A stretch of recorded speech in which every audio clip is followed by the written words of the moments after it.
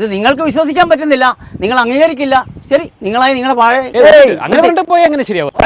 അല്ല നിങ്ങൾ മൈക്ക് വന്നിട്ട് പോകും, മൈക്ക് വന്നിട്ട് പോകും. ഇല്ല നിങ്ങൾ അങ്ങോട്ട് കിടക്കാൻ ഞാൻ സമ്മതിക്കില്ല. അല്ല അങ്ങനെ പറയാൻ പറ്റില്ല, അങ്ങനെ ഒരിക്കലും പറയാൻ പറ്റില്ല. ജസ്ന മരിയ ജെയിംസിന്റെ വസ്ത്രത്തിൽ പറ്റിയ ആ രക്തക്കറ, അത് എങ്ങനെയുണ്ടായ രക്തമാണ്? ജസ്ന എന്ന് പറഞ്ഞ് കാണിച്ചുകൊണ്ടിരുന്ന പെൺകുട്ടിയുടെ ഫോട്ടോയാണിത്. ജസ്നല്ലേ? ഇത് ജസ്നയല്ല. ഈ കുഞ്ഞിന്റെ ഫോട്ടോ കാണിച്ചിട്ടാണ് ജസ്ന മുണ്ടക്കയത്തെ കണ്ടു അവിടെ. ഇതൊക്കെ മാനസിക രോഗിയാണ്.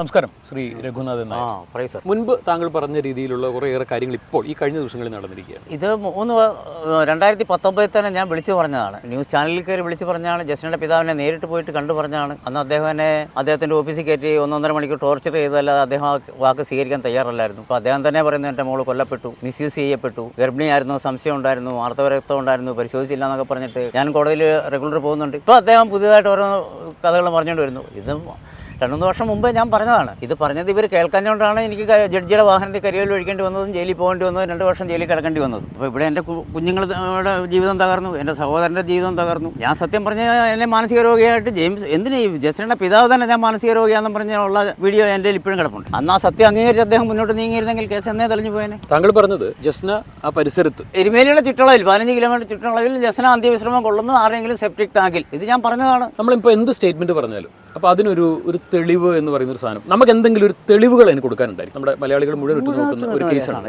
ഇത്രയും ശക്തമായിട്ടുള്ള ഒരു ഭാഷയിൽ സംസാരിക്കുമ്പോൾ, അതായത് സഹോദരൻ, ഞാൻ ചോദിക്കുന്നത് ഇപ്പോൾ ജസ്ന മിസ്സായിട്ട് 6 വർഷമായി. ഈ 6 വർഷമായിട്ട് ഞാൻ പറയുന്നത് ജസ്ന കൊല ചെയ്യപ്പെട്ടു, ഇന്ന ആൾക്കാരാൽ കൊല ചെയ്യപ്പെട്ടു. ഞാൻ പറയുന്നു, എന്നെ കൂട്ടത്തിൽ നിർത്തിക്കൊണ്ട് അതിൻ്റെ തെളിവ് സ്വീകരിക്കേണ്ട പോലീസിൻ്റെ കടമയാണ്. അതിന് ഞാൻ തയ്യാറാണ്. എന്നെ പ്രതിയായിട്ടെങ്കിൽ അല്ലെ സാക്ഷിയായിട്ടെങ്കിൽ ബ്രെയിൻ മാപ്പിങ്ങിന് ഞാൻ തയ്യാറാണ്. ഇതൊന്നുമില്ലാതെ നിങ്ങൾ തെളിവെന്ന് പറഞ്ഞാൽ ഞാനെങ്ങനെ തെളിവ് നടത്തില്ല? ബ്രെയിൻ മാപ്പിംഗ് ഒക്കെ അതിനൊക്കെ വിധേയമാക്കുക എന്ന് പറയുമ്പോൾ സ്വാഭാവികമായിട്ടും അതിനൊരു അയാൾ നോർമൽ ആയിരിക്കണം, അയാൾക്ക് മാനസിക അസ്വസ്ഥതയുള്ള ആളാണ്. മാനസിക അസ്വസ്ഥത എന്ന് പറയുന്നത് ആരാടി? കൊലയാളികളെ തന്നെ പറഞ്ഞൊപ്പിക്കുന്ന മാനസിക അസ്വസ്ഥതയല്ലേ ഉള്ളൂ. ഒരു പ്രാവശ്യമെങ്കിലും താങ്കൾ തോന്നിയിട്ടുണ്ടോ ഞാൻ മാനസിക രോഗിയാണെന്ന്? അല്ല, നമ്മുടെ വാർത്ത കേട്ട 14 ലക്ഷത്തിൽ ജാസ്തി കൂടുതൽ വ്യൂ ഉണ്ട്. അവരാരെങ്കിലും ഒരാൾ പറഞ്ഞിട്ടുണ്ടോ?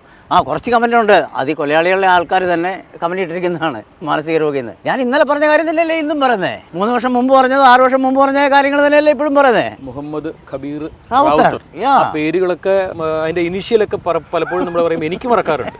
താങ്കൾക്ക് ഒരു മറവിയില്ലാതാണ് താങ്കൾ പറഞ്ഞത്. ഇപ്പൊ താങ്കൾ പറയുന്നു എന്നെ ബ്രെയിൻ മാപ്പിങ്ങിന് വിധേയമാക്കിക്കൊള്ളൂ എന്ന് പറയുകയാണ്. അധികാരികൾ എന്നെ കൂട്ടത്തില്ല. ഇപ്പൊ നീ ഇങ്ങനെ പറഞ്ഞില്ലാന്ന് ചോദിച്ചോണ്ട് എന്നെ കൂടെ പിടിച്ചോണ്ട് പോയിട്ട് അന്വേഷണം നടത്തണ്ടേ? അതാ ഞാൻ ചോദിച്ചു. എന്നെ കൊണ്ടുപോകും കൂട്ടത്തിൽ. ആയിക്കോട്ടെ. ഞാൻ CBIക്ക് എഴുതി കൊടുത്തിരിക്കുന്നു, അപേക്ഷ വെച്ചിരിക്കുന്നു. സാറേ, എന്നെ പ്രതി ചേർക്ക്, ഞാനാ ജസ്റ്റിനെ കൊന്നേ, കുറ്റം ഞാൻ ഏറ്റെടുക്കും. CBIയും നിപുൺ ശങ്കർ സാറിനോട് ചോദിക്കും, എന്റെ അപേക്ഷ കിടപ്പുണ്ടോ എന്ന് ചോദിക്കും അദ്ദേഹത്തോട്. അദ്ദേഹത്തിന്റെ ഓഫീസിൽ അപേക്ഷ കിടപ്പുണ്ട്. ഞാൻ എഴുതി കൊടുത്തിരിക്കുന്നു. ഏഷ്യാനെറ്റിൽ എഴുതി അയച്ചിരുന്നു, മാതൃഭൂമിക്ക് എഴുതി അയച്ചിരുന്നു, മനോരമയ്ക്ക് എഴുതി അയച്ചിരുന്നു, News 18 എന്ന് പറഞ്ഞ കേരള ചാനലിന് കൊടുത്തിരുന്നു. അങ്ങനെ ആരെങ്കിലും ഒരാൾ ഞാൻ പ്രതിയാണ് എന്ന് ഇതിന് മുമ്പ് ഞാൻ പറഞ്ഞതാണ്, എന്നെ പ്രതി ചേർക്കൂ. ജസ്ന മരിയ ജെയിംസിന്റെ കേസ് 3 മാസത്തിനുള്ളിൽ കേസ് തെളിയിക്കും. തെളിയാൻ 1 മാസം മതി. എന്നെ കൂടെ ചേർത്താൽ 1 മാസം കൊണ്ട് തെളിയേണ്ട കേസാണ് ഈ 6 വർഷമായിട്ട് വലിച്ചു നീട്ടിക്കൊണ്ടിരിക്കുന്നത്. എവിടെങ്കിലും ഒരു കേട്ടുകേൾവിയുള്ള സംഗതിയാണോ താങ്കൾ ഈ പറയുന്നത്? ലോകത്താദ്യമായിട്ടായിരിക്കാം. ഞാനിപ്പം ജഡ്ജിയെ സാഹിബായ കരിയോയിൽ ഒഴിച്ചു എന്ന് പറയുന്നത്. എനിക്ക് അങ്ങനെ ഒരു ഇതില്ലായിരുന്നു അവരെ കയറി കരിയോയിൽ ഒഴിക്കാം.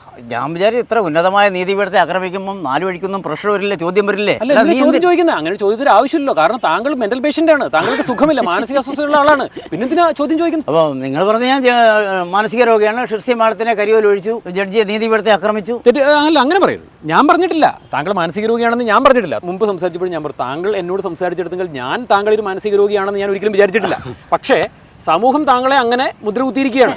സമൂഹം മാനസിക രോഗിയായിട്ട് തന്നെ പിന്നെ എങ്ങനെ അവിടെ ജയിലിലിടുക? 2 വർഷം സാധാരണ തടവുകാരടക്കം എന്നെ ജയിലിലിട്ടില്ലേ? ഏതെങ്കിലും ഒരു തടവുകാരൻ അവിടെ കംപ്ലൈന്റ് ചെയ്തിട്ടുണ്ടോ? സാറി, രഘുനാഥൻ എന്ന് പറയുന്ന ആള് മാനസിക രോഗിയാണ്, ഞങ്ങൾക്ക് ബുദ്ധിമുട്ടുണ്ടെന്ന് ഏതെങ്കിലും ഒരു തടവുകാരൻ അവിടെ പറഞ്ഞിട്ടുണ്ടോ? ഇല്ല, മാനസിക അസ്വസ്ഥയുള്ള ആളുകളെ ഒരു കാരണവശാലും സാധാരണ ഒരു ജയിലിൽ കൊണ്ടിടാൻ വേണ്ടി ഞാൻ ആലപ്പുഴ ഒരു രഞ്ജിത്ത് ശ്രീവാസ്തവ് അദ്ദേഹത്തെ കൊല ചെയ്യപ്പെട്ട തടവുകാരുടെ കൂടെയാണ് ഞാൻ കിടന്നത്. അസ്ലം, ജക്കീബ് എന്ന് വേണ്ട, നാസറിക്ക, എല്ലാവരെയും എനിക്ക് നല്ല പരിചയമാണ്. ഞാൻ അവരുടെ ഒപ്പമായിരുന്നു. പെരിയ കേസിലെ എല്ലാ തടവുകാരും അവിടെ ഉണ്ട്. എല്ലാവരും എൻ്റെ സുഹൃത്തുക്കളായിരുന്നു. ഞാൻ അവരുടെ ഒപ്പമായിരുന്നു. ഒരു മാനസിക രോഗി എങ്ങനെ അവരുടെ കിടക്കും? ഞങ്ങൾ 12 തടവുകാരാണ് ശല്യം കിടന്നുകൊണ്ടിരുന്നത്. എല്ലാവർക്കും രവിചേട്ടനെ വലിയ ഇഷ്ടമായിരുന്നു. രവിചേട്ടൻ നല്ലൊരു മനുഷ്യനാണ്, രവിചേട്ടൻ നല്ലൊരു മനുഷ്യനാണ്, സത്യസന്ധന എന്ന് പറഞ്ഞ് എല്ലാവരും. ജയിലിൽ ചെന്ന് കയറിയപ്പോഴാണ് welfare officer George Chacko, Kottayam Thalayolappuram ഭാഗങ്ങളുള്ളവർ, അവൻ കാരണം എനിക്കിട്ട് ആ ഹിജട കയറി അടിക്കുമായിരുന്നു, ട്രാൻസ്ജെൻഡർ. അയാൾ പറഞ്ഞതുകൊണ്ട് കൊടുത്തിട്ടുണ്ട്. എന്തിന്? മിസ്റ്റർ ആളൂരിനെ ഒഴിവാക്കേണ്ടിയിട്ട് എന്നോട് ഇവനെ കൊണ്ട് വഴക്കുണ്ടാക്കിക്കുക. എടാ നീ ആളൂരിനെ ഒഴിവാക്കിയാൽ ഇനി നിന്നോട്ടൊരു പ്രശ്നമില്ല. അങ്ങനെ എന്നെ കൊണ്ട് ആളൂരിനെ ഒഴിവാക്കി. എൻ്റെ വക്കീലായിരുന്നു ആളൂരിനെ. കാരണം ആളൂരിനെ ഒഴിവാക്കേണ്ടത് കൊലയാളികളുടെ അത്യാവശ്യമായിരുന്നു. തീർച്ചയായിട്ടും ആളൂർ ഇപ്പോൾ താങ്കളുടെ ഒപ്പം ഉണ്ട്. അന്നില്ലായിരുന്നു പറഞ്ഞു ഒഴിവാക്കിയെന്നൊക്കെ താങ്കൾ പറയുന്നു. അപ്പോൾ ഞാൻ പോയിട്ട് കണ്ടു, എല്ലാ ഡീറ്റെയിൽസും അദ്ദേഹത്തിന് കൊടുത്തിട്ടുണ്ട്. ഞാൻ എല്ലാ മൊഴികളും അദ്ദേഹത്തിന് കൊടുത്തിട്ടുണ്ട്. എനിക്ക് എന്തെങ്കിലും പറ്റിപ്പോയാൽ തന്നെ അദ്ദേഹത്തിൻ്റെ എല്ലാ രേഖകളും ഉണ്ട്. എൻ്റെ വാക്കുകൾ മൊത്തം അദ്ദേഹം റെക്കോർഡ് ചെയ്ത് വെച്ചിട്ടുണ്ട്. CJM കോടതിയിൽ CBIയുടെ കേസ് നടക്കുന്നതുകൊണ്ട് ഇപ്പോൾ ഞങ്ങൾക്കൊന്നും ചെയ്യാൻ പറ്റുന്നില്ല. അവർ CJM കോടതിയിൽ നിന്ന് കേസ് ഒഴിവാക്കുകയാണെങ്കിൽ ഞങ്ങൾ ഉടൻ തന്നെ ഇവിടെ ഗുജറാത്ത് ഹൈക്കോടതിയിൽ കേസ് ഫയൽ ചെയ്യും. അതാണ് ഞങ്ങളുടെ ലക്ഷ്യം. താങ്കൾ എന്ന് പറഞ്ഞു ആ പരിസരത്തായിട്ട് ജസ്നയെ കുഴിച്ചു മൂടിയിട്ടുണ്ട്. പക്ഷേ ആ സമയത്തൊക്കെ ജസ്നയോട് ബന്ധപ്പെട്ട ആളുകളും മറ്റുള്ള ആളുകൾ എല്ലാവരും പറഞ്ഞത് ജസ്ന ജീവിച്ചിരിപ്പുണ്ട്. പക്ഷേ ചുരുങ്ങിയ ദിവസങ്ങൾക്കപ്പുറം താങ്കൾ പറഞ്ഞതിന് ശേഷമാണ് ഞാൻ കേട്ടു തുടങ്ങിയത് ജസ്ന എവിടെയോ ജീവിച്ചിരിപ്പുണ്ട് എന്ന് പറഞ്ഞ ആളുകളൊക്കെ ഇപ്പോൾ മാറ്റി പറയുന്നു. മാറ്റി പറഞ്ഞു എന്തായിരിക്കും അതിന് കാരണം? സത്യം അവർക്ക് ബോധ്യമായത് ഇപ്പോഴായിരിക്കും. ജെയിംസിന് അറിയാം എന്തൊക്കെ ആ കുട്ടികളോട് സംഭവിച്ചിട്ടുണ്ടെന്ന് ജെയിംസിന് മനസ്സിലായിട്ടുണ്ട്. പക്ഷേ ജെയിംസ് പറഞ്ഞ ഉദ്ദേശിക്കുന്ന ജസ്നയുടെ പിതാവ് ദുരഭിമാനിയാണ്. ആ ദുരഭിമാനം അയാളെ ഇതിൽ മാനസികമായിട്ട് ഇതിൽ നിന്നെല്ലാം പിന്നോട്ട് വലിച്ചതാണ്. അദ്ദേഹം എന്നോട് പറഞ്ഞതാണ്, നീ എന്റെ കുടുംബത്തെ അവമാനിച്ചെന്ന് പറയാൻ എന്നെ 1.5 മണിക്കൂർ റൂമിൽ പൂട്ടിയിട്ട് ടോർച്ചർ ചെയ്ത ആള് നീ എന്റെ കുടുംബത്തെ അവമാനിച്ചു. അങ്ങനെ പറയാൻ പറ്റില്ല. ജസ്ന എന്ന് പറയുന്ന മകള് നഷ്ടപ്പെട്ട വേദനയുള്ള ഒരു പിതാവാണ്. അത് എനിക്ക് മനസ്സിലായോണ്ടല്ലേ ഞാൻ അദ്ദേഹത്തോട് പറയാൻ പോയത്. ജെയിംസെ, ഞാൻ പറഞ്ഞത് കള്ളവല്ല, സത്യമാണ്, നീ എന്നെ വിശ്വസിക്ക്, നിന്നോടൊപ്പം ചേർന്ന് നിന്ന് നമുക്ക് കേസ് തെളിയിക്കാന്ന് പറഞ്ഞാലാണ് എന്നെ ലോഹിത്തിൽ കഴുത്തിൽ കൈയിട്ട് എന്നെ ഓഫീസിൽ കയറ്റിക്കൊണ്ടുപോയി. എന്നിട്ട് ഓഫീസിൽ കയറ്റിട്ട് അയാൾ ഓഫീസ് പൂട്ടി. എന്നിട്ട് 1.5 മീറ്റർ നീളമുള്ള ഒരു കമ്പ്യൂട്ടർ എടുത്ത് 3-4 പേരെ ഫോൺ ചെയ്ത് വരുത്തി എന്നെ മർദ്ദിക്കാനായിട്ട്. 1.5 മണിക്കൂർ രാത്രിയിൽ ദൈവം തമ്പുരാൻ അല്ലാതെ ഒരു മനുഷ്യനാ നേരത്തില്ല. അയാളുടെ മകൻ, ദൈവം അയച്ച മാലാഖയായിട്ട് അയാളുടെ മകൻ വന്നിട്ടാണ് എന്നെ രക്ഷിച്ചത്. ഞാൻ പിടിച്ചോണ്ട് പോയ ടാക്സിക്കാരനെ കൂടെ അയാൾ പൈസ കൊടുത്തിട്ട് പറഞ്ഞു വിട്ടു, പൊക്കോളാൻ പറഞ്ഞു. ആ ടാക്സിക്കാരനെ പൈസ അവിടെ എറിഞ്ഞിട്ട് പറഞ്ഞു ഞാൻ ഇളിയില്ലാതെ പോവില്ല എന്ന് പറഞ്ഞു. താങ്കളുടെ ഭാഗത്തുനിന്ന് എന്തെങ്കിലും അനിഷ്ടമായിട്ട് വന്നെന്ന് പറഞ്ഞാൽ ഞാൻ പത്തനംതിട്ട SP ആയിരുന്ന T. നാരായണ സാറിനെ കണ്ട എല്ലാ കാര്യങ്ങളും ബോധ്യപ്പെടുത്തി. കേസന്വേഷണത്തിൽ യാതൊരു പുരോഗതിയില്ല. താങ്കളോട് എന്തുകൊണ്ടാണ് അവർക്കൊക്കെ ഇത്രയും ഒരു ദേഷ്യം, വൈരാഗ്യ ബുദ്ധി? ഞാൻ സത്യം പറഞ്ഞോണ്ട് താങ്കളെ ഇരുമ്പോടി വെച്ച് അടിച്ച് ആക്രമിക്കാൻ തുടങ്ങിയെന്നൊക്കെയാണല്ലോ ഇപ്പോൾ പറയുന്നത്. റിയലി തെളിവുണ്ടോ ഇതിനൊക്കെ? അതെങ്ങനെയാണോ തെളിവുണ്ടാകുക? ഇപ്പം നിങ്ങളെ എൻ്റെ ഓഫീസിൽ കയറ്റി ചെയ്തിട്ട് ഞാൻ നിങ്ങളെ അടിക്കണം, അതിന് തെളിവുണ്ടാവുക? ഞാൻ അതുപോലെ പ്രതീക്ഷിച്ചാണ് പോകുന്നത്. ജെയിംസ് ഇന്നാണ് സംഭവം, നമ്മുടെ ജസ്ന ജീവനോടെ ഇല്ല, ജസ്നയ്ക്ക് ഇന്ന രീതിയിൽ ആപത്ത് സംഭവിച്ചിട്ടുണ്ടെന്ന് പറഞ്ഞ എന്നെയാണ് അയാൾ ആക്രമിക്കാൻ വരുന്നത്. അവൾ പ്രസവിച്ചോട്ടെ, അവൾ പിഴച്ച് നടന്നോട്ടെ, നീ ആരാ ചോദിക്കാൻ?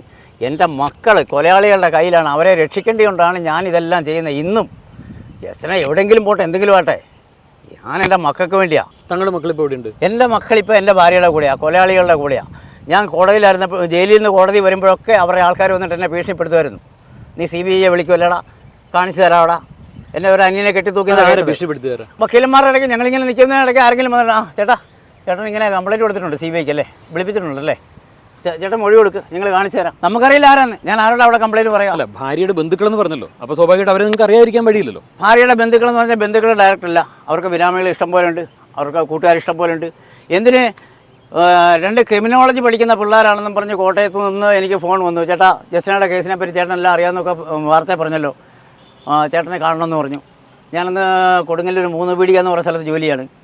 ഞാൻ പറയും 3 പീടിക നമുക്ക് കാണാം. അത് പറ്റത്തില്ല, ഞാൻ കോട്ടയത്ത് ചെല്ലണം. എത്ര നാൾ അവിടെ ജോലി ചെയ്തു? 3 പീടിക? 3 പീടികയിൽ ഞാൻ 1.5 വർഷം ഉണ്ടായിരുന്നു. 1.5 വർഷം ജോലി ചെയ്തു. ആ 1.5 വർഷം അവിടെ ജോലി ചെയ്തപ്പോൾ അവിടെയുള്ള സുഹൃത്തുക്കൾ ആരെങ്കിലും ഇപ്പോൾ ഉണ്ടോ? അല്ല, ഞാൻ ആരുമായിട്ടും ബന്ധമില്ല. അവിടുന്ന് പണി വിട്ട് കഴിഞ്ഞാൽ താങ്കൾക്ക് ഇപ്പോൾ എവിടെയെങ്കിലും ഒരു 2 വർഷത്തിലധികം പഴക്കമുള്ള സുഹൃത്തുക്കളുണ്ടോ, സുഹൃത്തുബന്ധമുണ്ടോ? ഇവിടെ ജയിലിലേ ഉണ്ടായിരുന്നുള്ളൂ. ബാക്കി ഞാൻ ഡൽഹി ഇവിടെ ഇറങ്ങിക്കഴിഞ്ഞപ്പോൾ ഭീഷണി ഉണ്ടായിരുന്നു എനിക്ക് അപകടത്തിലാണെന്നുള്ളത്. അതിനെ ഡൽഹിക്ക് പോയി. സ്ഥിരമായിട്ട് എനിക്ക് സുഹൃത്തുക്കളൊന്നുമില്ല. താങ്കൾ വെളിപ്പെടുത്തുന്ന ഒരുപാട് കാര്യങ്ങൾ, ഈ കാര്യങ്ങളൊക്കെ സത്യമാണ് അല്ലെന്നുണ്ടെങ്കിൽ അതിനെന്തെങ്കിലും ഒരു തെളിവ്, ഞാനതാ ചോദിക്കുന്നത്, എല്ലാത്തിനും ഒരു തെളിവ് വേണമല്ലോ. നമ്മളിങ്ങനെ ഒരു ആക്ഷേപം ഒരാൾക്കെതിരെ, ഒരു കുടുംബത്തിനെതിരെ താങ്കൾ ഇപ്പോൾ ഉന്നയിക്കുകയാണ്. എനിക്ക് നാവെടുത്ത് എനിക്ക് വേണമെങ്കിൽ എന്തും പറയാമല്ലോ. കുറ്റം ആരോപിക്കുന്ന എൻ്റെ ഫാമിലി, എൻ്റെ കുടുംബം, എൻ്റെ വൈഫിനെയാണ്. നിരുത്തരവാദപരമായിട്ടാണ് ഈ കുറ്റം ആരോപിക്കുന്നതെങ്കിൽ ഞാൻ അത്ര വലിയ മഹാഭാവിയാണ്. കാരണം എൻ്റെ 2 കുഞ്ഞുങ്ങൾ അവരുടെ കൂടെയാണ്. എനിക്ക് അവരെ ജയിച്ചിട്ട് എന്ത് നേടാൻ? താങ്കളുടെ 2 കുഞ്ഞുങ്ങൾ അവരുടെ കൂടെയാണ്, അവരും ഇപ്പോൾ നോക്കുന്നുണ്ടല്ലോ, ആ കുഞ്ഞുങ്ങളെ അവർ നോക്കുന്നുണ്ടോ? ഏത് അവസ്ഥയിലാണെന്ന് അവരെ കണ്ടാൽ അറിയാം. അല്ല, നിങ്ങളത് അന്വേഷിച്ച് പോയിട്ടില്ല ഇതുവരെ. നിങ്ങൾ കണ്ടുപിടിക്കേണ്ടത് എങ്ങനെ ഞാൻ പോകും? നിങ്ങളൊരു പിതാവല്ലേ? ആ സ്ത്രീ അമ്മയാണെങ്കിലും അവരെവിടെ കൊണ്ടേ ഒളിപ്പിച്ചാലും അന്വേഷിക്കേണ്ട ഉത്തരവാദിത്വം, റെസ്പോൺസിബിലിറ്റി എന്ന് പറയുന്നത്. അതായത് മുഹമ്മദ് കബീർ റാവുത്തർ എന്നോട് മൗഖികമായിട്ട് പറഞ്ഞാണ്, എഴുതി തന്നായിരുന്നു, ഇന്ന വകുപ്പുകളിലുള്ള കേസുകളുണ്ട്, നീ ജില്ലയിൽ കയറിയാൽ പിടിച്ചകത്താക്കും. ഞാൻ അന്ന് കൊലയാളി എന്ന് പറഞ്ഞ ആൾ, കൊലയാളി ഗ്രൂപ്പിൽപ്പെട്ട ആളെന്ന് പറയും, ഇവനോ ഈ ജസ്റ്റിനെ പ്രേമിച്ച് നടന്നവൻ എന്ന് പറഞ്ഞ ആൾ വ്യക്തമായിട്ട് എരുമേലി SA ജെറിൻ്റെ പേര് പറയുന്നുണ്ട്, പൊൻകുന്നം DYSP ഓഫീസിലെ റൈറ്റർ ബാബു തോമസിൻ്റെ പേര് പറയുന്നുണ്ട്. ഇവരൊക്കെ എന്നെ ഭ്രാന്തരെന്നോ, ഇവരൊക്കെ പൈസ തന്നിട്ടാണ് എന്നെ ഭ്രാന്തരെന്ന് മുദ്ര കുത്തിയത്. ആരുടെ പൈസ തന്നിട്ട്? ഈ എൻ്റെ വൈഫിൻ്റെ ഫാമിലിയുടെ. എന്നെ ഭ്രാന്തനാക്കാൻ വേണ്ടി അവർ വാങ്ങേണ്ടതൊക്കെ വാങ്ങി. ഞാനൊരു ചോദ്യം ചോദിച്ചോളൂ. താങ്കളുടെ ഭാര്യ ഇത്രയേറെ പ്രശ്നങ്ങൾ ഉണ്ടാക്കുന്നുണ്ട് എന്ന് താങ്കൾ പറയുന്നു. താങ്കളുടെ ഭാര്യയും താങ്കളുടെ ഭാര്യയുടെ സഹോദരങ്ങളും, അല്ലെങ്കിൽ താങ്കളുടെ ഭാര്യ കുടുംബക്കാർ, ഈ പറഞ്ഞ വിഷയം എന്തൊക്കെയോ നിങ്ങൾ പറയുന്നുണ്ട്. പറഞ്ഞ ഭാര്യയുടെയോ അവരുടെ ഈ ബന്ധുമിത്രാദികളുടെയോ പേരുകളോ മറ്റുള്ള കാര്യങ്ങളോ ഒന്നും വെളിപ്പെടുത്താനോ അവരാരെങ്കിലും ഇപ്പോൾ തീർച്ചയായിട്ടും ഒരു റേഡിയോ പോലെ താങ്കൾ പറയുന്ന കാര്യങ്ങൾ ഞങ്ങളിപ്പോൾ കേട്ടോണ്ടിരിക്കുക. താങ്കളുടെ എതിർഭാഗം എന്ന് പറയുന്ന ഒരു ടീം ഉണ്ടാവും, ഉണ്ടല്ലോ. താങ്കൾ പറയുന്നുണ്ട് എതിർഭാഗം ഉണ്ടെന്ന് താങ്കൾ പറയുന്നുണ്ട്. അപ്പൊ അവരുടെ ഭാഗം കേൾക്കാനുള്ള എല്ലാ അർഹതയും ഞങ്ങൾക്കുണ്ട്. തീർച്ചയായിട്ടും മാത്രമേ ഇതിന്റെ സത്യസന്ധത വെളിപ്പെടുത്തുള്ളൂ, തീർച്ചയായിട്ടും പുറത്തു വരുള്ളൂ. അപ്പൊ ഞാൻ ചോദിക്കുന്നത്, താങ്കളുടെ ഭാര്യയോ അല്ലെങ്കിൽ ഇതിനോട് ഈ ഭാര്യയോട് ബന്ധപ്പെട്ട ആ ഭാര്യ ബന്ധുക്കളോ ആരെങ്കിലും ഞങ്ങളോട് സംസാരിക്കാൻ വേണ്ടിയിട്ട് തയ്യാറുള്ള ആരെങ്കിലും ഉണ്ടോ? എന്തുകൊണ്ട് അവർ ഇതുവരെ നിങ്ങളെ കോൺടാക്ട് ചെയ്തില്ല? അവർക്കെതിരെ ഇത്രയും വലിയ അപഖ്യാതി നടന്നിട്ട് നിങ്ങളെ കോൺടാക്ട് ചെയ്തില്ല ഇതുവരെ? ആരെങ്കിലും കോൺടാക്ട് ചെയ്തോ? ഭാര്യയുടെ ബന്ധുക്കൾ ആരെങ്കിലും താങ്കളെ കോൺടാക്ട് ചെയ്തോ? ഇത്രയും വലിയൊരു വാർത്ത 10-16 ലക്ഷം പേര് കണ്ടിട്ട് ആരും കോൺടാക്ട് ചെയ്തില്ലല്ലോ. എന്തുകൊണ്ട് അവർ വിളിക്കുന്നു? അവരെങ്ങനെ കോൺടാക്ട് ചെയ്യും? കൊലപാതകത്തിന് പിന്നിൽ ഇത് മാത്രമല്ല, മറ്റു പല കൊലപാതകങ്ങളും ആക്ഷേപം ഉന്നയിച്ചിരിക്കുന്നത്. എൻ്റെ നെയ്ബർ മുരിക്കോലിപ്പുഴ ജെയിംസിന്റെ അവർ അധ്യാപികയാണ്, ഞാൻ പറഞ്ഞ ആള്. എന്തുകൊണ്ട് അവർ ഒബ്ജക്ഷൻ എടുത്തില്ല? ആരാണ് മുരിക്കോലിപ്പുഴ ജെയിംസിന്റെ ഭാര്യ സൂസന്ന? അവർ അധ്യാപികയാണ് അവിടുത്തെ ഒരു സ്കൂളിലെ. അവരാണ് അവരുടെ വേലക്കാരൻ സൈനൈഡ് കൊടുത്തു കൊന്നത്. എന്തുകൊണ്ട് അവർ ഒബ്ജക്ഷൻ എടുത്തില്ല? എന്തുകൊണ്ട് മാനനഷ്ടത്തിന് കേസ് കൊടുത്തില്ല? മനസ്സിലായില്ല തെളിച്ചു പറയും. സൂസന്ന ജോസഫ്, ഇത് മുരിക്കോലിപ്പുഴ ജെയിംസിന്റെ ഭാര്യ അവരുടെ വേലക്കാരന് സൈനൈഡ് കൊടുത്തു കൊന്നെന്ന് ഞാൻ പറഞ്ഞിരുന്നു കഴിഞ്ഞ പ്രാവശ്യം. എന്തുകൊണ്ട് സൂസന്ന ജോസഫ് താങ്കളുമായിട്ട് ബന്ധപ്പെട്ടില്ല? നിങ്ങൾ എന്തുകൊണ്ട് അങ്ങനെ ഒരു വാർത്ത കൊടുത്തു? ശരി, വാർത്ത അത് പോട്ടെ, എന്തുകൊണ്ട് കേസ് കൊടുത്തില്ല? എന്നെ ഭ്രാന്തനാക്കാൻ വേണ്ടി എൻ്റെ ഭാര്യയും മുരിക്കോലിപ്പുഴ ജെയിംസിൻ്റെ ഭാര്യയും എൻ്റെ ഹൗസ് ഓണറായിരുന്ന ജോയിച്ചേട്ടൻ്റെ ഭാര്യ കല്ലമാക്കൽ ജോയിച്ചേട്ടൻ്റെ ഭാര്യ സാലി, ഇവർ മൂന്നും കൂടെ ചേർന്നിട്ടും ഈ ഭാര്യയുടെ ജ്യേഷ്ഠത്തിയുടെ മക്കളും എല്ലാം കൂടെ ചേർന്നിട്ട് അവിടെ ഒരു ഗ്രൂപ്പ് കളി നടത്തി. എന്നിട്ട് രാത്രി വേലിയാട്ടം അങ്ങോട്ടും ഇങ്ങോട്ടും. അത് അവിടുത്തെ ആ വേലക്കാരൻ കണ്ടു. ആ വേലക്കാരന് സൈനൈഡ് കൊടുത്തു. ആരുടെ അടുത്തേക്കാണ് പോയത്? വേലിയാട്ടം എന്ന് പറഞ്ഞാൽ എൻ്റെ വീടിൻ്റെ പുറവശത്തെ റൂമാണ് ഇവർ ഉപയോഗിച്ചുകൊണ്ടിരുന്നത്. എൻ്റെ ഭാര്യ, ഈ ജ്യേഷ്ഠത്തിയുടെ മക്കൾ, ഈ മുരിക്കോലിപ്പുഴ ജെയിംസിൻ്റെ ഭാര്യ, കല്ലമാക്കൽ ജോയിച്ചേട്ടൻ്റെ ഭാര്യ, ഇവരെല്ലാം ഞാൻ താമസിക്കുന്ന വീടിൻ്റെ ഒരു റൂം കല്ലമാക്കലെ സാലിയുടെ കയ്യിലായിരുന്നു. ആ റൂമാണ് ഇവർ ഉപയോഗിച്ചുകൊണ്ടിരുന്നത്. അപ്പോൾ രാത്രി 12 മണിക്ക് 1 മണിക്കൊക്കെ ഇവനെ ബീഡിയും വലിച്ചിട്ട് മുറ്റത്ത് കിടക്കുന്നതാണ് ഇവൻ കണ്ടു, വേലക്കാരൻ കണ്ടു. ചേട്ടാ, ഞാനൊരു ഗ്ലാസ് വെള്ളം അവിടുന്ന് കുപ്പിന്ന് കുറച്ച് വെള്ളം കുടിച്ചു. അന്നേരം നെഞ്ചുവേദന തുടങ്ങിയതാ. ചേട്ടത്തി എന്നെ ഏമാത്തി ഇത്രയും പറഞ്ഞിട്ട് അവൻ ചാകുക ചെയ്തത്. പോസ്റ്റ്മോർട്ടം റിപ്പോർട്ട് എന്തായിരുന്നു? പോസ്റ്റ്മോർട്ടം ചെയ്തില്ല, പോസ്റ്റ്മോർട്ടം ചെയ്യാൻ സമ്മതിച്ചില്ല. കാര്യങ്ങളൊക്കെ ആകെ കോംപ്ലിക്കേഷനിലേക്കാണല്ലോ പോകുന്നത്. ഒരു കോംപ്ലിക്കേഷൻ ഇല്ല, സത്യമാണ് പറഞ്ഞത്. മിനിമം 10 ഉണ്ടാവും മരണം. എനിക്കറിയേണ്ട ഒരൊറ്റ കാര്യം, താങ്കളുമായിട്ട് ഒരു 2 വർഷത്തിലധികം അടുത്തിടപഴകിയിട്ടുള്ള ആരെങ്കിലും ഒരാളോട് എനിക്ക് സംസാരിക്കാൻ ഇല്ല. ഇവിടെ അങ്ങനെ എനിക്ക് പരിചയം നടക്കാൻ താങ്കൾ പറഞ്ഞ അങ്ങനെ ശരിയാവുന്നത്? അല്ലല്ല, ഒരു മിനിറ്റ്. കേരളത്തിന് പുറത്ത് വർഷങ്ങളോളം ജോലി ചെയ്തു. താങ്കളുടെ ഭാര്യയുമായിട്ട് താങ്കൾ ജീവിച്ചിരുന്ന ഒരു വലിയ കാലയളവ്. എല്ലാവർക്കും അവരുടേതായിട്ടുള്ള സൗഹൃദ ഒരു കൂട്ടായ്മ ഉണ്ടാവും. പോട്ടെ, 1-2 സുഹൃത്തുക്കളെങ്കിലും ഉണ്ടാവും. അതായത് എൻ്റെ ജീവിതം ഇത്രയും തകർന്നതിന് ശേഷം ഞാൻ ആരുമായിട്ട് യാതൊരു ബന്ധവും വെക്കുന്നില്ല. ഈ ലോകത്ത് ഞാൻ ഒറ്റ. ആ ഒരു ജീവിതം തകർന്നതിന് ശേഷം, തകർന്നതിന് ശേഷമുള്ള പരിചയങ്ങളൊക്കെ ഞാൻ വിട്ടു. മുമ്പുള്ളതൊക്കെ ബന്ധങ്ങളൊക്കെ ഞാൻ വിട്ടു. ശ്രീ രഘുനാഥൻ നായർ, ഞാൻ ഒറ്റ കാര്യം ചോദിച്ചോട്ടെ. മുമ്പത്തെ കാര്യങ്ങളൊക്കെ താങ്കൾ വിട്ടു എന്ന് പറയുമ്പോൾ അതങ്ങനെ നമ്മളെപ്പോലുള്ള ആളുകൾക്ക് ഒരിക്കലും വിടാൻ വേണ്ടി പറ്റില്ല. കാരണം വെച്ചാൽ നിങ്ങൾ പറയുന്നത് എന്താ, അത്തരം കാര്യങ്ങളാണ് നിങ്ങൾ വെളിപ്പെടുത്തുന്നത്. ഞാൻ അതിനല്ലേ പറഞ്ഞ സഹോദരൻ, എന്നെ കൂട്ടത്തിൽ നിർത്തിക്കൊണ്ട് അന്വേഷണം നടത്തി. ഞാൻ പറഞ്ഞ ഒരു കാര്യം, നിങ്ങളെ കൂട്ടത്തിൽ ഞാൻ താങ്കളോട് 100 കാര്യം പറഞ്ഞു. ഒരു കാര്യമെങ്കിലും ഞാൻ പറഞ്ഞ സത്യമാണെങ്കിൽ ഓക്കെ അല്ലേ? ഒരു കാര്യമെങ്കിലും ഞാൻ പറഞ്ഞ സത്യമാണെങ്കിൽ കല്ലമാക്കലെ അമ്മ തലയ്ക്ക് ചുറ്റിയാൽ അടി കൊണ്ടിട്ട് വീണ് ചാകുക ചെയ്തത് അവരുടെ വീട്ടിലായിരുന്നു. ഈ എന്നെ ഭ്രാന്തനാക്കാൻ വേണ്ടി ഭാര്യയുടെ ചേട്ടത്തിൻ്റെ മക്കളൊക്കെ വന്ന് വിളിച്ചിരുന്നത്. അവിടെ 10-80 വയസ്സായ ചാച്ചനും 10-75 വയസ്സായ അമ്മച്ചിയും ഉണ്ടായിരുന്നുള്ളൂ. താങ്കളുടെ ഈ കണക്ക് പ്രകാരമാണെന്നുണ്ടെങ്കിൽ ഇപ്പൊ കല്ലമാക്കൽ ഇങ്ങനെ ആ സ്ത്രീയുടെ പേരെന്തായിരുന്നു? ഞങ്ങൾ അമ്മയെന്നാ വിളിക്കുന്നത്. എനിക്ക് അവരുടെ പേര് തന്നെ അറിയില്ല. കാരണം അപ്പോൾ രണ്ടാമത്തെ കൊലപാതകമായി. രണ്ടാമതായി അഹമ്മദാബാദിൽ എനിക്ക് ഹോട്ടലായിരുന്നു. അവിടെ രമേശ് എന്ന് പറഞ്ഞ ഒരു ചെക്കൻ ഉണ്ടായിരുന്നു. രമേശ് എന്ന് പറഞ്ഞ 10-18 വയസ്സുള്ള ഒരു കൊച്ചു ചെറുക്കനായിരുന്നു. അവനെന്ത് സംഭവിച്ചു? അവൻ കല്യാണം നാട്ടിൽ പോയി, പൈസ വലിയ സന്തോഷത്തിൽ പോയി. കല്യാണമൊക്കെ കഴിഞ്ഞ ഒരാഴ്ച കഴിഞ്ഞപ്പോഴത്തേനും അവൻ രാത്രി കിടന്നുറങ്ങി സൈലന്റ് ആയിട്ടായിരിക്കാന്ന് പറഞ്ഞ് അവൻ ചത്തു. എത്ര വർഷങ്ങൾക്ക് മുമ്പ്? കുറെ വർഷമായി. അപ്പൊ മൂന്നാമത്തെ മരണമായി. ഈ സൈലന്റ് ഈ മരണം ഒന്നും പോസ്റ്റ്മോർട്ടം നടന്നിട്ടില്ല? ഇല്ല. എന്നിട്ട് സംശയം ഉന്നയിച്ചിട്ടില്ല? ഇല്ല, ആരും പാവങ്ങളെ. എന്നിട്ട് ഈ ശവം കാണാനായിട്ട് ആ കുഞ്ഞത്ര വളരെ വേണ്ടപ്പെട്ടായിരുന്നു എനിക്ക്. ഞാനിങ്ങനെ പോയപ്പോൾ അവൻ്റെ ബന്ധു തന്നെ എൻ്റെ കടയിൽ പണിയെടുത്തവനാണ് പറഞ്ഞത്, ഷെഡ്ജി പോകരുത്, ഷെഡ്ജിയുടെ വീട്ടിൽ എന്തോ ഒരു സംശയമാണ് അവൻ്റെ കുടുംബത്തിൽ നിന്ന് പറഞ്ഞത്. അവിടുന്ന് എന്താ മുട്ടുമാർ നേടൊക്കെ ഹിന്ദി പറയും. ആദിവാസി ഏരിയയാണ്, പോയില്ല. എൻ്റെ രണ്ടാമത്തെ മകളുടെ ഡെലിവറി ടൈമിൽ ട്രീറ്റ്മെൻറ്റ് നടത്തിയ ഡോക്ടർ രചനാബൻ എന്നെ നായർ സാബ് എന്നാണ് വിളിക്കുന്നത്. നായർ സാബ് 2 ദിവസം കഴിഞ്ഞിട്ട് കാണണം, എനിക്ക് കുറച്ച് കാര്യങ്ങൾ പറയാനുണ്ടെന്ന് പറഞ്ഞു. അത് എൻ്റെ ഭാര്യ കേട്ടിരുന്നു.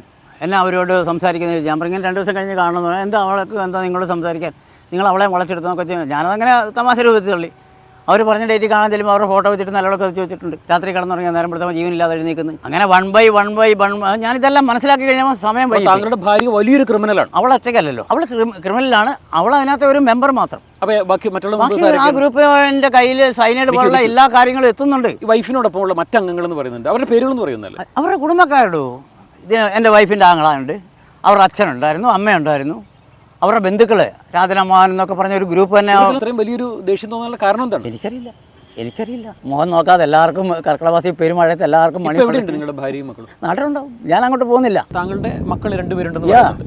ആ 2 മക്കളെ കുറിച്ച് അന്വേഷിക്കാനുള്ള ഉത്തരവാദിത്വം മറ്റാരെക്കാളും അന്വേഷിച്ചിട്ടും കാര്യമില്ല. അവർ പിച്ച് ചീന്തപ്പെട്ടു, അവർ മരണതുല്യരായിട്ട് ജീവിക്കുന്നു.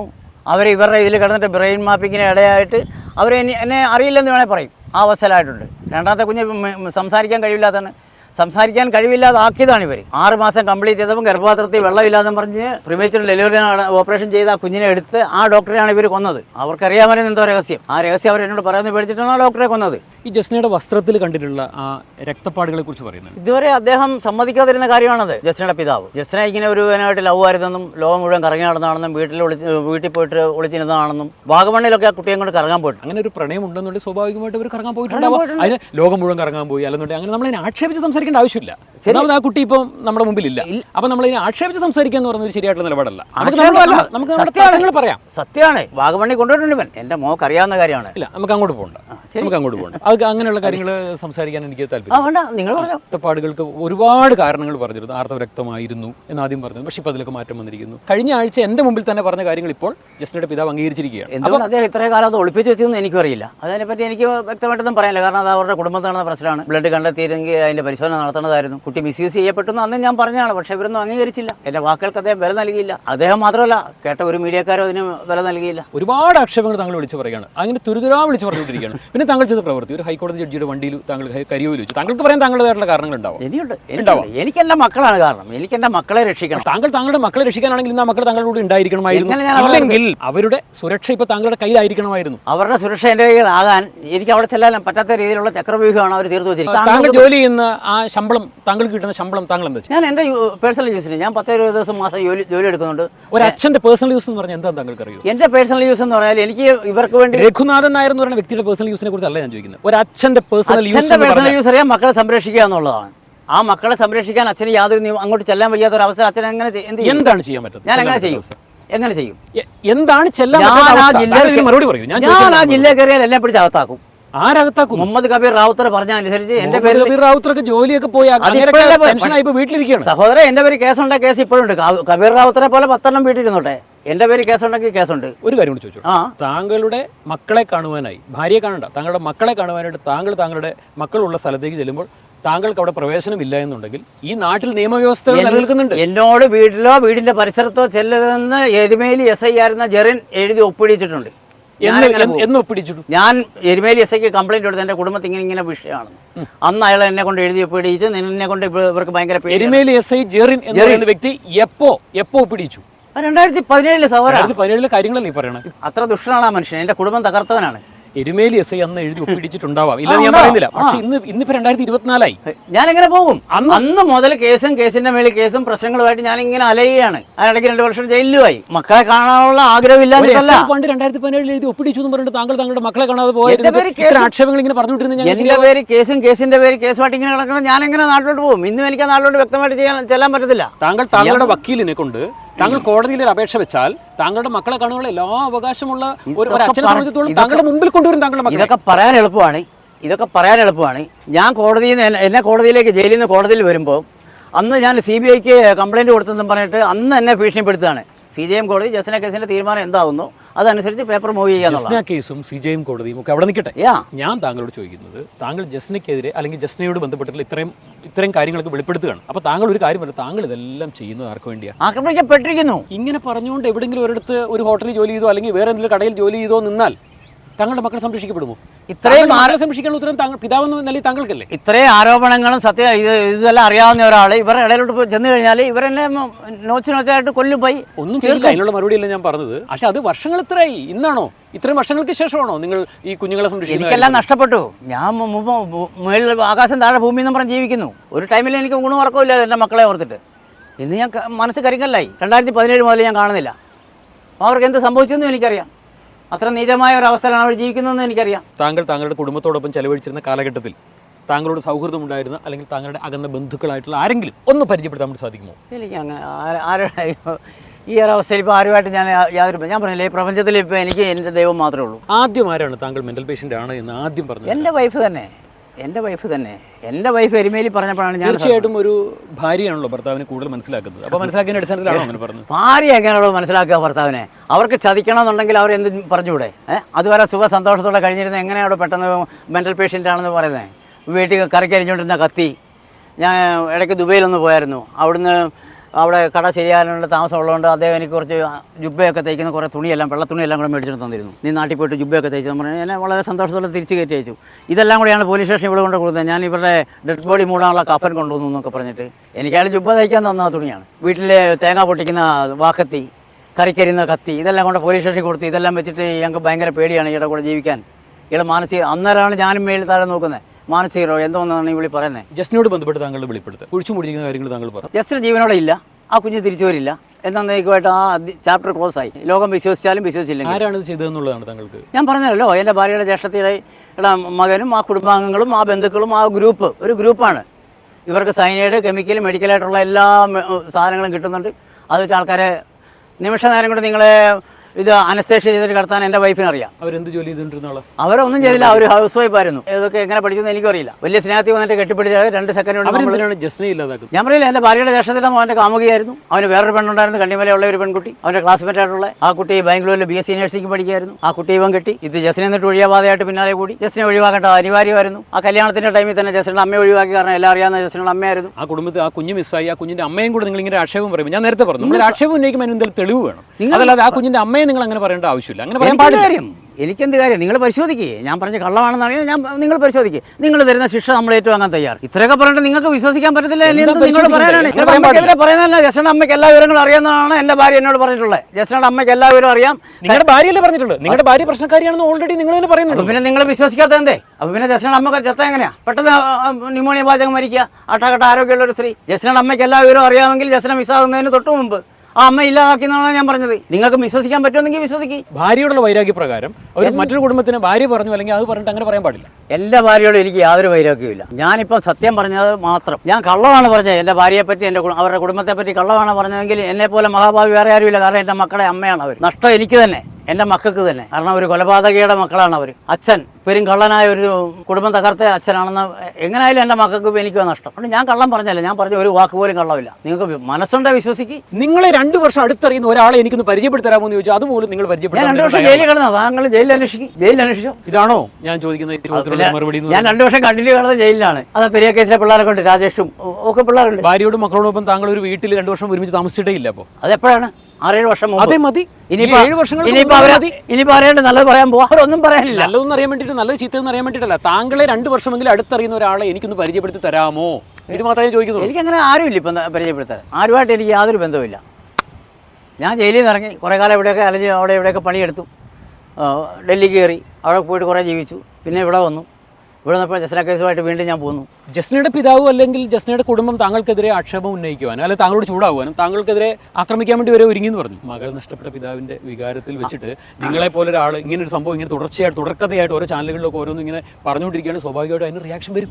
മകൾ നഷ്ടപ്പെട്ട വേദനയിരിക്കുന്ന പിതാവ് അതിന് റിയാക്ട് ചെയ്തിട്ടുണ്ടെങ്കിൽ അതിനെന്താ അദ്ദേഹത്തെ തെറ്റ് പറയേണ്ട കാര്യമുള്ളൂ? അദ്ദേഹം താങ്കൾ ഉപദ്രവിച്ചില്ലല്ലോ. ഉപദ്രവിക്കുമെന്ന് പറഞ്ഞ് ഭീഷണിപ്പെടുത്തതല്ലേ ഉള്ളൂ. താങ്കൾ പറയുന്നത് അങ്ങനെയേ ഉള്ളൂ. താങ്കൾ ഉപദ്രവിച്ചത് താങ്കൾ പറയുന്നില്ല. കമ്പ്യൂട്ടർ എടുത്തോണ്ട് ഇങ്ങനെ നിന്നോളൂ. അത് താങ്കളെ ആയിരിക്കാം. യാതൊരു തെളിവും ഇല്ലാതെ എന്തൊക്കെയോ വിളിച്ചു പറഞ്ഞുകൊണ്ടിരിക്കുകയാണ്. ഞാൻ പറഞ്ഞ ആക്ഷേപങ്ങൾ കറക്റ്റാണ്, സത്യമാണ്. അത് നിങ്ങൾ ചെക്ക് ചെയ്യിക്കുക. പോലീസിനെ കൊണ്ട് അതിന്റെ എങ്ങനെ? ഞാൻ ചോദിക്കുന്ന ഒറ്റ കാര്യം വീണ്ടും എങ്ങനെ താങ്കൾ പറഞ്ഞ എങ്ങനെ സത്യമാവും? താങ്കൾ ആ കുടുംബത്തിനെതിരെ പറഞ്ഞ 1-2 കാര്യങ്ങൾ എന്ന് പറയുന്നത് എത്ര ശക്തമായ ഭാഷയിലാണ് താങ്കൾ ആക്ഷേപം ഉന്നയിച്ചത്? അവർ കുടുംബസ്ഥരല്ലേ? ആ കുടുംബത്ത് മറ്റംഗങ്ങളില്ലേ? അവർക്ക് ഇനി ഒരു മകളോടുണ്ട്. അവർക്ക് ജസ്റ്റിനെ കൂടാതെ ഒരു മകളും കൂടെ ഉണ്ട്. താങ്കൾ എന്തൊക്കെയാണ് വിളിച്ചു പറഞ്ഞത്? സംഭവം പറഞ്ഞ സത്യമാണ്. ജസ്റ്റിയുടെ അമ്മ ഇവർ കൊന്നതാണ്. ജസ്റ്റ് അങ്ങനെ ഒരിക്കലും പറയരുത്. ഒരു മിനിറ്റ്, ആ കുടുംബത്ത് മറ്റംഗങ്ങളില്ലേ? ഉണ്ടാവാം. പക്ഷെ ഞാൻ കള്ളം പറഞ്ഞില്ലല്ലോ. ജസ്റ്റിയുടെ മാതാവും ജസ്റ്റിനയുടെ തിരോധാനമായിട്ട് ബന്ധപ്പെട്ടുള്ള കാര്യങ്ങളാണ് ഞാനിവിടെ പറഞ്ഞുകൊണ്ടിരിക്കുന്നത്. അതിൽ ജസ്റ്റിനയുടെ അമ്മയുടെ മരണം വന്നതാണ്. ഞാൻ മനഃപൂർവ്വം അവരെ ആക്ഷേപിക്കാൻ വേണ്ടി പറഞ്ഞതല്ല. ഞാൻ പറഞ്ഞ ആരോപണങ്ങൾ, ആക്ഷേപങ്ങൾ തെറ്റാണെന്ന് തെളിയിക്കണമെങ്കിൽ അത് പോസ്റ്റ്മോർട്ടം ചെയ്യണം, പോസ്റ്റ്മോർട്ടം നടത്തണം. അല്ല, അങ്ങനെ ഒരു അസ്വാഭാവിക മരണമാണെന്നുള്ളത് മനസ്സിലായിട്ടുണ്ടെന്നുണ്ടെങ്കിൽ ആ നാട്ടിലുള്ള ഒരു അക്ഷരാഭ്യാസം ഇല്ലാത്തതൊന്നുമല്ല. അവർ കാട്ടുമുക്കി പാർക്കുന്നവരൊന്നുമല്ല. ആ കുടുംബത്തിൽ ഇഷ്ടംപോലെ അംഗങ്ങളും മറ്റുള്ള ആളുകളൊക്കെ ഇല്ലേ? അവർക്ക് എന്ത് മനസ്സിലായി?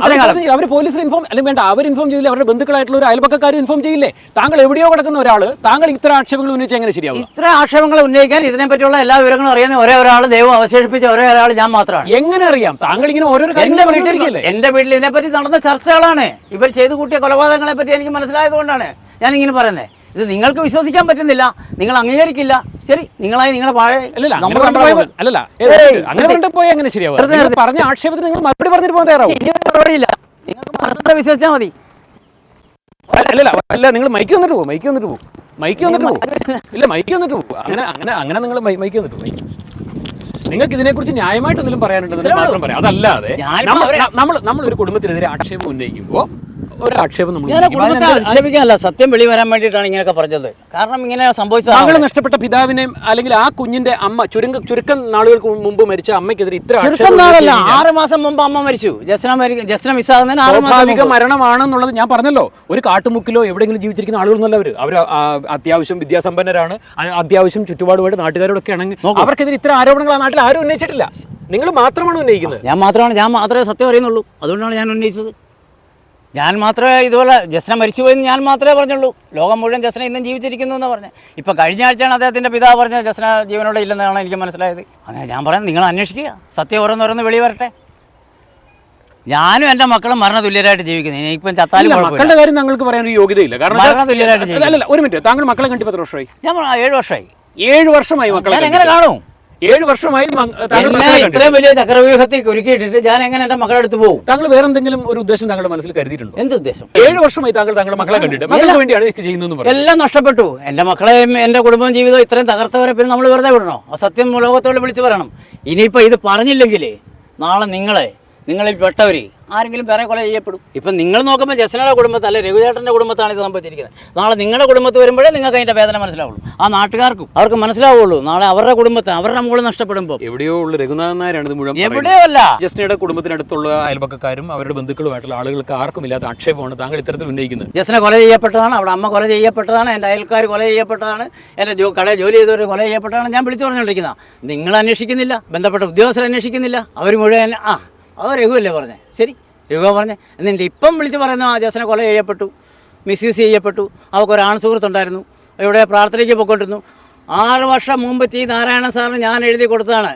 ഇത് ഇല്ലുമിനാറ്റി ഗ്രൂപ്പാണ്, ഇവർക്ക് എന്തൊക്കെയോ പരിപാടികളുണ്ട്, മെഡിക്കലും കെമിക്കലും സൈനൈഡ് ഉൾപ്പെടെയുള്ള എല്ലാ മരുന്നുകളും ഇവരുടെ എത്തുന്നുണ്ട്. നിങ്ങളെ തളർത്തി കിടത്തും. പ്ലേറ്റ് കൗണ്ട് കുറയുന്ന മരുന്ന് ഇവരുടെ കയ്യിലുണ്ട്. കാരണം എൻ്റെ അമ്മ മരിച്ചിട്ട് ഞാനും എൻ്റെ സഹോദരൻ അഹമ്മദാബാദിൽ നിന്ന് കേരളത്തിലേക്ക് വരാനായിട്ട് ഫ്ലൈറ്റ് ബുക്ക് ചെയ്തതാണ്. വെളുപ്പിന് 2 മണിക്ക് ഞങ്ങൾ കിടന്നത്, ഞാനും എൻ്റെ ഭാര്യയും. 4 മണിക്ക് എഴുന്നേറ്റപ്പം ഭാര്യയ്ക്ക് ഭയങ്കര പനി. ഞാനും എൻ്റെ സഹോദരങ്ങളും അഹമ്മദാബാദിൽ, ഞാൻ ഹോട്ടൽ ബിസിനസ് ആയിരുന്നു. എൻ്റെ അമ്മ നാട്ടിൽ മരിച്ചു. പിറ്റേസത്തെ ഫ്ലൈറ്റിന് വരാനായിട്ട് 9:55 ഫ്ലൈറ്റാണ് ഇൻഡിഗോയുടെ. ഞങ്ങൾ വരാനായിട്ടെല്ലാം റെഡിയായി. അല്ല, ഗോ എയർലൈൻസിൻ്റെ ഫ്ലൈറ്റ്.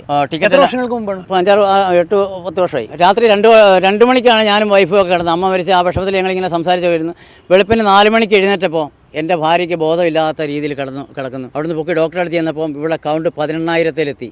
ഡോക്ടറിനെ വളരെയധികം വഴക്ക് പറഞ്ഞു. ഇത്രയും കൗണ്ട് കുറയാൻ വേണ്ടി എത്ര ദിവസമായി ഇവർക്ക് അന്നേരം എന്തോ ഡെങ്കിപ്പനിയോ അങ്ങനെ തന്നെ പനിയായിരുന്നു. ഡോക്ടറിനെ വഴക്ക് പറഞ്ഞു 4,000 കൂടെ കൗണ്ട് താന്നു പോയാൽ ആൾ മരിച്ചു പോകുമെന്ന് പറഞ്ഞു. ഞാനാകെ ഭയന്ന് ഡോക്ടർ പറഞ്ഞ മരുന്നുകളും ഉള്ള ഫ്രൂട്ട്സും ഒക്കെ മേടിച്ച് എൻ്റെ നാട്ടിലോട്ടുള്ള വരവ് മുടങ്ങിയപ്പോൾ ഇവള് ഭയങ്കര സന്തോഷത്തിലായി. അപ്പോൾ ഞാനും വിചാരിച്ച് വയ്യാതെ കിടപ്പോൾ അവളെ പരിചരിക്കാൻ ഞാൻ നിൽക്കുന്നതുകൊണ്ടുള്ള ഇതാണെന്നാണ് വിചാരിച്ചത്. പക്ഷേ ഒരാഴ്ച കൊണ്ട് ആ സ്ത്രീ കവറേജ് ചെയ്തു. അഹമ്മദാബാദിൽ ആർക്കെങ്കിലും ഡെങ്കിപ്പനി വന്നു കഴിഞ്ഞാൽ ഡോക്ടർ എൻ്റെ വീട്ടിലോട്ടാണ് പറഞ്ഞു വിടുന്നത്. നായരോട് പോയിട്ട് ചോദിക്കാൻ എന്ത് മരുന്നാണ് കൊടുത്തത്? ഭാര്യയെ ഒരാഴ്ച കൊണ്ട് അയാൾ റിക്കവർ ചെയ്തെടുത്ത് ഒരാഴ്ച കൊണ്ട് 1,80,000 രൂപ. ഡോക്ടർ താങ്കളുടെ അടുത്തേക്ക് പറഞ്ഞു ഈ ഡെങ്കിപ്പനി വന്നാൽ എങ്ങനെ ഒരാഴ്ച കൊണ്ട് ഇയാൾ കൗണ്ട് ഇത്ര പിക്കപ്പ് ചെയ്തെടുത്തു? മനസ്സിലായി. അത്ര പെട്ടെന്ന് റിക്കവർ ചെയ്തു. കാരണം അത് ഒറിജിനൽ ഡെങ്കിപ്പനി അല്ലായിരുന്നു. ഇവർ കഴിച്ച മരുന്ന് ഞാൻ നാട്ടിലേക്ക് വരാതിരിക്കാൻ വേണ്ടി, ഫ്ലൈറ്റിൽ നാട്ടിലേക്ക് വരാതിരിക്കാൻ വേണ്ടി ആ ടൈമിൽ ഇവർ കഴിച്ച മരുന്ന് ഇവരുടെ ശരീരത്തിൽ പ്രവർത്തിച്ചാണ് ഈ 18,000 കൗണ്ടിലെത്തിയത്. അത് 4,000 കൂടെ താന്നായിരുന്നെങ്കിൽ ചത്തുപോയേനെ. ആ 4,000 എന്തുകൊണ്ട്? അപ്പോൾ അവർക്ക് അതിൻ്റെ കറക്റ്റായിട്ടുള്ള അളവറിയാം. അതാണ് ഞാൻ പറയുന്നത്. ജസ്നയുടെ അമ്മയ്ക്കും ഇതേ മരുന്നാണ് ജസ്നയുടെ അമ്മയുടെ ഉള്ളിലും ചെന്നത്. ഇല്ല, നിങ്ങൾ അങ്ങോട്ട് കിടക്കാൻ ഞാൻ സമ്മതിക്കില്ല. അല്ല, അങ്ങനെ പറയാൻ പറ്റില്ല. അങ്ങനെ പറയാം ഒരാൾക്കെതിരെ ആക്ഷേപം ഉന്നയിച്ചിട്ടുള്ള അങ്ങനെ ഒരിക്കലും പറയാൻ പറ്റില്ല. കാരണം ഇത്തരം ആക്ഷേപം ഉന്നയിക്കുന്നതിനേക്കാൾ താങ്കൾ പറയാതിരിക്കുന്നതാണ്. ജസ്ന മരിയ ജെയിംസിന്റെ വസ്ത്രത്തിൽ പറ്റിയ ആ രക്തക്കറ അത് ആർത്തവരക്തമായിരുന്നു എന്ന് ആദ്യം പറഞ്ഞിരുന്നു. പക്ഷേ ഇപ്പോൾ അതിൽ നിന്നൊക്കെ കാര്യങ്ങൾ മാറിയിരിക്കുകയാണ്. ആ രക്തം എങ്ങനെയാണ് ആ കുട്ടിയുടെ വസ്ത്രത്തിൽ പറ്റിയത്? അത് എങ്ങനെയുണ്ടായ രക്തമാണ്? തീർച്ചയായിട്ടും ആ കൃത്യസമയത്ത് അന്വേഷണം നടന്നിരുന്നുവെങ്കിൽ ഇതിനെല്ലാം ഒരു സത്യസന്ധമായിട്ടുള്ള ഒരു ഉത്തരം ലഭിച്ചിരുന്നേനെ. പക്ഷേ ഒരുപാട് വൈകിയ വേളയിൽ, വർഷങ്ങൾ പിന്നിട്ട് കഴിഞ്ഞപ്പോഴാണ് ഈ രക്തക്കറ എങ്ങനെയുണ്ടായതാണ് എന്നുള്ള ചോദ്യങ്ങളൊക്കെ ഉയരുകയും അതിനോട് ബന്ധപ്പെട്ടുള്ള പരിശോധനകളിലേക്കുമൊക്കെ അധികൃതർ മുതിർന്നത്. പക്ഷെ ഒരുപാട് വൈകിപ്പോയിരുന്നു. നമ്മുടെ രാജ്യത്ത് ഇത്രയധികം അന്വേഷണം നടന്ന മറ്റൊരു കേസേ ഉണ്ടാകില്ല. കാരണം ജസ്നയെക്കുറിച്ച് ഒരുപാട് സംശയങ്ങളും ചോദ്യങ്ങളും ഇങ്ങനെ തുടർച്ചയായി ഉയർന്നു കേട്ടുകൊണ്ടിരിക്കുകയായിരുന്നു. അപ്പോഴൊക്കെ പറഞ്ഞുകൊണ്ടിരുന്നത് ജസ്ന ജീവിച്ചിരിപ്പുണ്ട്, അവൾ എവിടെയോ ഉണ്ട്. പക്ഷേ ഇപ്പോൾ പറയുന്നു ജസ്ന മരണപ്പെട്ടു. ജസ്ന സിറിയയിലാണ്. അങ്ങനെ യെല്ലോ നോട്ടീസ് പുറപ്പെടുവിക്കുന്നു. ലോകമാകമാനം ഇങ്ങനെ അന്വേഷണമായിരുന്നു. ഈ ഇടക്കാലം കൊണ്ട് മറ്റൊരു പോലീസ് ഉദ്യോഗസ്ഥൻ പറയുകയുണ്ടായി, ജസ്നെ കൊറോണ കഴിഞ്ഞ ഉടനെ കൊണ്ടുവരാൻ വേണ്ടി ഞാൻ തയ്യാറായിരിക്കുകയാണ്. പക്ഷേ അതെല്ലാം കഴിഞ്ഞു. ഇപ്പോഴിതാ തീർച്ചയിലേക്കും തീരുമാനത്തിലേക്കും എത്തിയിരിക്കുകയാണ്. ജസ്ന മരണപ്പെട്ടിരിക്കുന്നു. ജസ്നയുടെ കുടുംബാംഗങ്ങളായിട്ടുള്ള ആളുകൾ തന്നെ ഇങ്ങനെ പറയുകയാണ്. ജസ്ന മരണപ്പെട്ടു എന്നുണ്ടെങ്കിൽ അവളുടെ മൃതദേഹം എവിടെയാണുള്ളത്? കക്കൂസ് ടാങ്കിലോ അല്ലെങ്കിൽ മറ്റെന്തെങ്കിലും സെമിത്തേരിയിലോ ഒക്കെ സംസ്കരിക്കപ്പെട്ടിട്ടുണ്ടാവാം എന്നാണ് ആരോപണങ്ങൾ ഉയർന്നിരുന്നത് മുൻപ് പലപ്പോഴും. അങ്ങനെയെങ്കിൽ കക്കൂസ് ടാങ്കിന്റെ സ്ലാബുകളും ഇളക്കി മാറ്റി ജസ്നയെ കുറിച്ചുള്ള അന്വേഷണം എത്രമാത്രം കോംപ്ലിക്കേഷനിലേക്ക് പോകുമെന്നുള്ളത് ഇപ്പോൾ പറയാനാവില്ല. എന്റെയും നിങ്ങളുടെയും ഒക്കെ സഹോദരിയും മകളും ഒക്കെ ആയിട്ടുള്ള ആ പെൺകുട്ടി ജസ്ന, അവൾ മരണപ്പെട്ടുവെങ്കിൽ അവളുടെ മൃതശരീരം എവിടെയാണ്? അത് തീർച്ചയായിട്ടും അറിയുവാനുള്ള അവകാശം ഓരോ മലയാളിക്കുമുണ്ട്. അന്വേഷണ ഉദ്യോഗസ്ഥന്മാരും എല്ലാവരും ജസ്ന ജസ്ന എന്ന് പറഞ്ഞ് കാണിച്ചുകൊണ്ടിരുന്ന പെൺകുട്ടിയുടെ ഫോട്ടോയാണിത്. ഇത് കണ്ടോ? ജസ്നല്ലേ? ഇത് ജസ്നയല്ല, ഇത് മുണ്ടക്കായം കരിനിലത്ത് താമസിക്കുന്ന ഒരു മുസ്ലിം പെൺകുട്ടിയാണ്. ഈ കുഞ്ഞിൻ്റെ ഫോട്ടോ കാണിച്ചിട്ടാണ് ജസ്ന ജസ്ന മുണ്ടക്കായത്തെ കണ്ടു, അവിടെ കണ്ടു, ഇവിടെ കണ്ടു എന്ന് പറഞ്ഞിട്ട് ഇവിടെ വാർത്തകൾ സൃഷ്ടിച്ചുകൊണ്ടിരിക്കുന്നത്. അത് ജസ്നയല്ല, മുണ്ടക്കായം കരിനിലത്ത് താമസിക്കുന്ന ഒരു പാവം പെൺകുട്ടിയാണ്. അവർക്ക് എത്ര ബുദ്ധിമുട്ടുണ്ടായെന്നറിയോ ഈ ഒരു ജസ്നയുടെ കേസ് കാരണം? ഇതുവല്ലവരും ആരെങ്കിലും അന്വേഷിക്കുന്നുണ്ടോ? ഇതൊക്കെ മാനസിക രോഗിയായിട്ടാണ് ഞാനിതെല്ലാം പറയുന്നത്. നിങ്ങൾ അന്വേഷിച്ച് നോക്ക്, ആ കുട്ടികളുടെ ഒരു ഇൻ്റർവ്യൂ എടുത്ത് നോക്ക് ഒരിക്കൽ. അവർ എത്ര മാനസികമായിട്ട് എത്ര പുറത്ത് ഇറങ്ങാൻ വയ്യാത്തൊരവസ്ഥയായി പോയി ഒരു ടൈമിൽ അതിന്. എന്നിട്ട് ഇപ്പോഴും ഇവിടുത്തെ വാർത്താ മാധ്യമങ്ങൾ മുഴുവൻ ജസ്ന ജസ്ന എന്ന് പറഞ്ഞ് ഈ ഫോട്ടോ കാണിച്ചുകൊണ്ടിരിക്കുക. ഒരുപാട് കാലങ്ങളായിട്ട് ഇതിങ്ങനെ ചർച്ചയായി മുന്നോട്ട് പോയിക്കൊണ്ടിരിക്കുകയാണ്. ജസ്നയ്ക്ക് എന്താണ് സംഭവിച്ചത്? ലോക്കൽ പോലീസിനെ വിട്ട് അന്വേഷണം അങ്ങ് CBIയിലേക്ക് പോയപ്പോൾ നമ്മളെല്ലാവരും ഒരുപാട് പ്രതീക്ഷയിലായിരുന്നു. ഇന്നല്ലെങ്കിൽ നാളെ ഉത്തരമറിയും. നമ്മുടെ നാട്ടിൽ മുഴുവൻ ചർച്ചയായ നമ്മുടെ ഓമനപുത്രി അവൾ എവിടെയുണ്ട് എന്നുള്ളത് അറിയാൻ സാധിക്കും എന്നുള്ള പ്രതീക്ഷയിലായിരുന്നു നമ്മൾ ഓരോ മലയാളികളും. ഇന്നിതാ CBIയും അങ്ങനെ കൈ കഴുകിയിരിക്കുന്നു. അവർ ക്ലോഷർ റിപ്പോർട്ട് കൊടുത്തു കഴിഞ്ഞിരിക്കുന്നു. ഞങ്ങൾക്ക് ജസ്നയെ കണ്ടെത്തുവാൻ വേണ്ടി ആവില്ല. ജസ്നയ്ക്ക് എന്താണ് സംഭവിച്ചതെന്ന് ഞങ്ങൾക്കറിയില്ല. ജസ്ന ജീവിച്ചിരിക്കുന്നുണ്ടാവാം എന്നുള്ള സൂചനയാണ് CBIയും കൊടുക്കുന്നത്. നമ്മുടെ എല്ലാവരുടെയും അവസാന വാക്കാണ് CBI, central bureau of investigation. CBIയും കൈകഴുകി കഴിഞ്ഞാൽ നമ്മൾ എന്ത് ചെയ്യും?